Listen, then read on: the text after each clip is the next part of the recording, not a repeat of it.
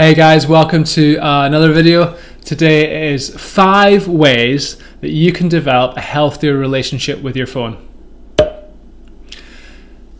Am I an addict? Sometimes I've thought about that. You know, maybe looking at me, you're like, oh, do you do drugs? You know, are you alcoholic? I don't do drugs and I don't really drink much alcohol. But you know what? I think addiction comes in so many different forms. I don't know about you, but sometimes my hands get a little bit sweaty, get a little bit of anxiety when suddenly I realize, where's my phone? You know, and sometimes I'm already on my phone looking at it and I'm like, it's not in my pocket. And so, you know, there is a real struggle sometimes when it comes to our relationship with our phone. I'm probably not the only one that struggles against the need to check social media first thing in the morning or last thing at night. You know, I've been there. And then, you know, in the last 10 years, there has been such a rise in smartphones, and, you know, literally everyone's got one. Who doesn't have one these days? Life seems so unimaginable without one. And so, you know, a phone, how often do we actually phone someone? You know, it's social media, it's, you know, a camera, it's our where we get our news, it's where we watch videos, it's where we have our entertainment. It is literally our center of our life. But you know what? Sometimes there's sometimes I think we're learning that there's also a bit of a dark side to this device in our pocket. And you know, there's been research that have shown links between the rise of mental health issues and addictive phone issues. Phone use, and so, you know, maybe the jury's still out on that. The conclusions are not conclusive yet, but I do know that sometimes my own relationship with my phone is not always the healthiest. And so technology itself, you know what, I don't think it's necessarily a good thing or bad thing morally, but it's where our relationship with technology, that's sometimes where the issues come in. And so I think we need to wrestle back control over something that so often has control over us. You know, we need to recharge our souls, not just recharge our batteries on our phones. And so, you know, what healthy boundaries can we have so that, you know, our own souls don't run out of battery? So here are 5 ways that you can develop a healthy relationship with your phone. Number 1, keep your phone away from your bed. Sleep is, you know, one of the most essential and important aspects of life, and we all need it. There's no human being alive that has ever existed that doesn't need sleep. We all need sleep, and a good night's sleep is essential for clear thinking, more patience, you know, generally having a better experience of life the next day. And so my advice is leaving your phone outside your bedroom while you sleep will help you get a better night's sleep. You know, every night I leave my phone outside in our hall, and when I used to start doing that, I noticed that I'd get to sleep quicker, I'd wake up in a better mood. And you know what, that's a win. That's a win for me, and that's the win for everybody else around me the next day. But what if I use my phone as my alarm? Well, there's an alternative. You could use an alarm clock. I know, amazing, right? You know, using an alarm clock, even on the other side of the room, helps you get up quicker. But, you know, keep your phone away from your bed, and I would say almost guarantee it that it would lead to a better night's sleep.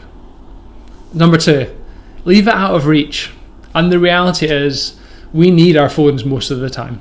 You know, living in Edinburgh, you can use it for bus tickets. I use it for my diary, phone camera, literally 101 things. But the truth is that I don't need it on my person all the time. And so how about we take some opportunities when we don't need it not to have our phone on us. Leave it out of reach. You know, if you run out of milk, go to the shop with your wallet, with your cards, but leave your phone at home. You know, I'm probably not the only one that takes phone to the toilet, okay?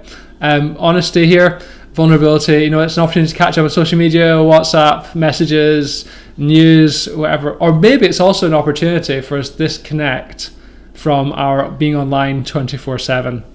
You know, if you go into a meeting at work, you don't need to take your phone, take a notepad and pen, and you probably will be more engaged with the meeting itself anyway and what's going on around you. Okay, so number 1, keep your phone away from your bed. Number 2, leave it out of reach. Helps your focus. Number 3, clear out the clutter on your phone. I've probably lived, since being in Edinburgh the last 12 years, probably in about 7 or 8 flats over that time. And every time I move, I'm just surprised about how much stuff I've got that I've not used even in that flat. Stuff that I don't need or don't want. And so over time in life, we often accumulate things if we don't clear out the clutter. So when was the last time you gave your phone a spring clean? I think once in a while it's important for us to have a clear out of our devices. Ask yourself about your apps. Does this app add or subtract from my experience of life? And if you can't define it on how it adds to your life, you know what? Just delete it. And if you end up needing it again, download it again. Simple.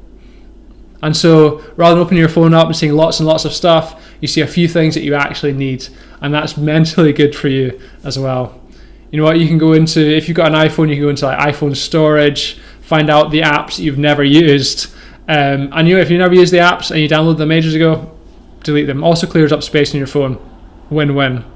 So clear out the clutter on your phone. Number 4, this is maybe one of the best ones, but disable notifications. One of the best ways of getting back control over your device is to disable notifications. We do not need to be interrupted every moment of every day by the latest group WhatsApp chat. Thank God for the mute option on WhatsApp messages.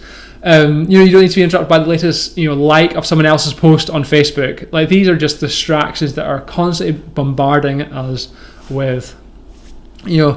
If there's something happening on the internet, it's not a good enough reason for us to be interrupted in our work, our study, our focus, or whatever life-giving or important activity we're doing at that moment. And so every time you download a new app and it asks you, do you want push notifications? The answer is no, every time. And I've done that for the last couple of years, and you know what? I do not miss getting notifications at all. You can even remove the preview for text messages as well, so you can see who it's from, but you can't see what it says unless you open up the text message. And so you're being proactive about being on your phone. You're more in control of your phone with that. Wait until you've got a moment to sit down and reply to all your messages, so you're not constantly being interrupted all day with them. So be proactive, not reactive to your phone. And sometimes people might get a slower response, but welcome to a less stressful life. Win. And number 5, here's a life hack for your phone. Change your screen from color to grayscale. That phones have been designed deliberately to get your attention. You can even just look at your social media apps. Instagram, Snapchat, Facebook, Twitter, whatever, it's all brightly coloured. And that is to trick your brain into like, I need to open this. These vibrant colours are there on purpose. They pull on our addictive leanings. And so there's a trend in Silicon Valley with tech guys, that activates the grayscale function on your phone. And with iPhone, you can set it up and you hit the hold button 5 times and it changes it to grayscale, black and white, and you're just looking at it, you're like, I don't want to look at this anymore. And so it allows you just to put it down for a little bit longer and not to be as distracted on it. Allow the bright colours to have less influence on our brain's function. So guys, that's 5 ways you can have a healthy relationship with your phone. Keep your phone away from your bed, leave it out of reach, clear out the clutter, disable notifications, even change your screen from color to grayscale.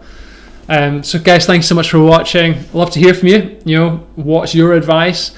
Have you done any of these tips? Is there anything else that you would suggest on how you can improve your relationship with your phone? If you've found this helpful, leave a comment, share your thoughts, follow me on Instagram, Twitter at DanEverett90. Share with friends. Guys, see you soon. Thank you so much for watching, and have a less stressful life with your phone.